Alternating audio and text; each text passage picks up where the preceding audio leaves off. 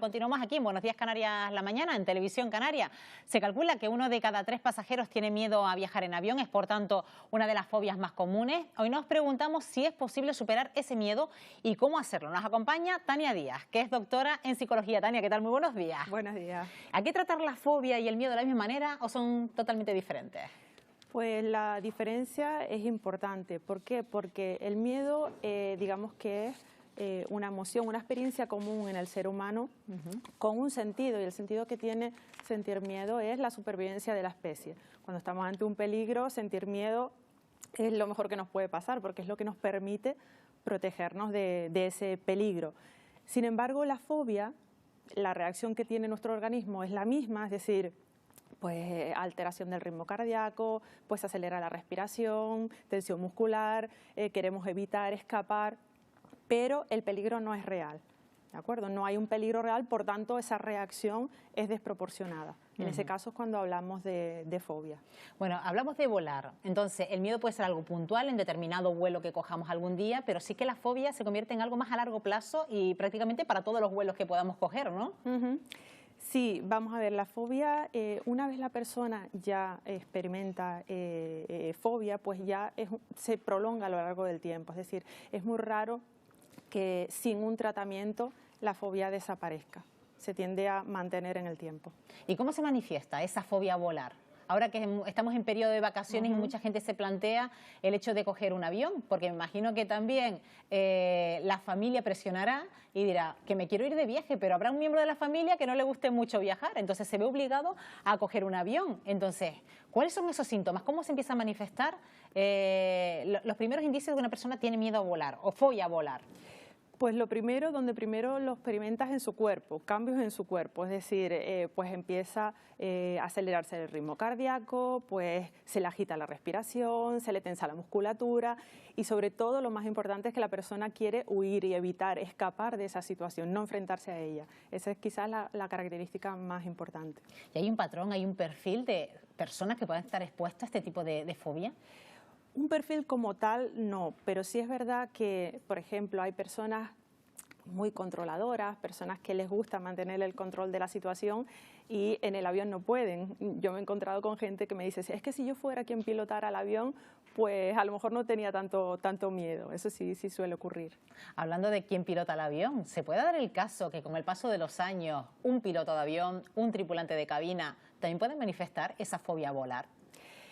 No están exentos, lo que pasa es que la probabilidad es mucho menor. ¿Por qué? Pues porque el piloto maneja mucha información y se siente seguro a la hora de realizar el viaje, que para nosotros es la clave, es, digamos, el antídoto contra el miedo. Es como si dijéramos, pues Fernando Alonso puede desarrollar una fobia a conducir, pues a lo mejor sí tiene un accidente y a raíz de ahí puede ser, pero no es lo habitual. ¿Y cómo influyen las noticias que nos puedan llegar de un accidente aéreo, Tania, a la hora de adquirir esa fobia o ese miedo a volar? Ya no solo entre los pasajeros tradicionales, sino hasta entre los propios trabajadores, los que se dedican a volar diariamente en los aviones que hemos cruzado el cielo. Es una forma de adquirir la fobia, es decir, a raíz de experiencias directas, como son pues los accidentes aéreos, que afortunadamente es lo más improbable, una persona puede llegar a desarrollar una fobia. Sí es verdad que cuando ocurre el accidente aéreo, digamos que hay una especie de alarma social y bueno, los primeros 15, 20 días, pues todos estamos un poco más sensibles a la hora de viajar, pero para desarrollar la fobia no solo es por experiencias directas de accidentes y demás, sino bueno, también pues, realizar un vuelo en malas condiciones, turbulencias, pues no solo que lo experimentemos nosotros, sino incluso una persona cercana que nos cuente de un vuelo que ha hecho en malas condiciones, pues también le puede desencadenar la fobia. Y luego está la fobia que aparece sin un origen claro, es decir, sin que ni siquiera exista un desencadenante y la persona desarrolle una fobia. Entonces, ¿cómo se puede buscar esa causa? ¿Qué ha originado esa fobia para que tenga de buenas a primeras una fobia, un miedo a volar, Tania? Es que muchas veces, te digo, muchas veces se desconoce el origen de esa fobia. Tampoco es necesario para trabajar con la persona, para que lo supere, no es algo indispensable conocer el origen, con lo cual, bueno, las personas que desarrollan fobia al avión, incluso sin haber volado nunca, pues se les aplica el tratamiento igual que una persona que haya vivido una experiencia traumática, es decir, Y tener fobia a volar, Tania, puede llevar asociados otras fobias, por ejemplo, la claustrofobia, el estar en un sitio cerrado. Es decir, esas personas que a lo mejor son claustrofóbicas también tienen esa fobia a volar porque van a estar en una situación donde se van a sentir encerrados. Efectivamente, es decir, digamos que la fobia al avión engloba muchas otras fobias. ¿Por qué? Porque digamos que tiene muchos componentes. Por un lado, el hecho de estar encerrado en un sitio, pues de ahí tenemos la claustrofobia. El hecho de estar en las alturas, es decir, la fragilidad que sentimos los seres humanos cuando estamos en las alturas, la acrofobia también es otro componente que puede estar asociado. Bueno, y si has tratado gente con este tipo de fobia, Tania, ¿qué es lo que te cuenta? ¿A qué le temen? ¿A un accidente aéreo? ¿A qué le pueden temer cuando están en pleno vuelo? Lo principal es a un accidente, es decir, la mayoría de las personas lo que más temen es que puedan sufrir un accidente aéreo. Después hay otras personas que temen que les pueda pasar algo a ellos en el avión, pues por esa subida de ansiedad, que les pueda dar pues un infarto, les pueda ocurrir algo, perder el control de la situación y que hagan algo de lo que luego se arrepientan, hacer el ridículo. Eso también puede ocurrir. ¿Y de qué forma se les convence, Tania? Porque estamos hablando de que el volar en un avión es hoy por hoy uno de los medios de comunicación y de transporte más seguros que tenemos en el mundo. Sí, vamos a ver, las fobias pues no desaparecen por convencimiento, es decir, por mucho que intentemos convencer a la persona, no desaparece. Nosotros trabajamos con un programa de exposición, es decir, la persona que se enfrente a realizar el viaje, pero con una clave fundamental para nosotros, y es la seguridad. Así que la persona se sienta segura a la hora de realizar ese viaje. Y todo lo que trabajamos en el tratamiento va enfocado a dotar a la persona, que la persona sienta esa seguridad y eso sea lo que le permita viajar. ¿Y se puede llegar a superar? ¿Lo has conseguido, Tania, con alguno de tus pacientes? Pues la verdad es que sí. Es una buena noticia porque sí, los resultados son muy favorables, es decir, la mayoría de los pacientes que hemos tratado consiguen superar la fobia y no solo superarla, sino luego cuando le hacemos seguimiento al cabo de año y medio, incluso varios años, la persona nos comenta que sigue viajando. Es que estamos hablando de personas que incluso llegan a sacrificar sus propias vacaciones, incluso no viajar con su familia e incluso a rechazar puestos de trabajo por no querer viajar, por tener ese miedo a volar, ¿no? Sí, sobre todo cuando estamos en un contexto geográfico como el nuestro, de las Islas Canarias, donde cualquier posibilidad, pues a veces eso de un ascenso laboral, pues implica tener que hacer viajes continuos o gente que tiene familiares fuera. Incluso, pues como comentabas, el tema de las vacaciones, es decir, limita muchísimo el hecho de vivir en una isla, puesto que la forma más fácil y cómoda de salir es subir a bordo de un avión.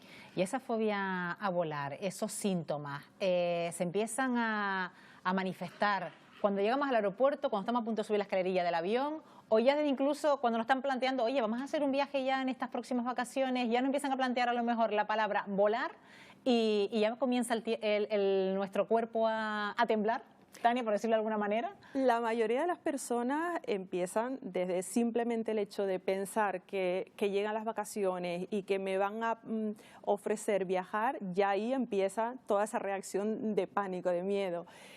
Hay personas que experimentan mayor miedo en los preliminares, digamos, lo que comentas, pues el planificar el viaje, el comprar el billete, etcétera, y personas cuyo miedo se dispara en el momento de subir al avión. Es decir, pero la mayoría de las personas, solo con el hecho de plantearse que tienen que hacer un viaje, ya ahí empiezan con toda la sintomatología. Bueno, lo preocupante de este asunto es que mucha gente que sufre miedo a volar creen a lo mejor controlar esta situación de otra manera y no bajo los consejos de un psicólogo, Tania, sino recurriendo a lo mejor al alcohol, a los tranquilizantes para superar ese momento del vuelo. ¿Qué puede pasar si por nuestra cuenta y riesgo asumimos un tratamiento, entre comillas, para poder sobrellevar esa situación?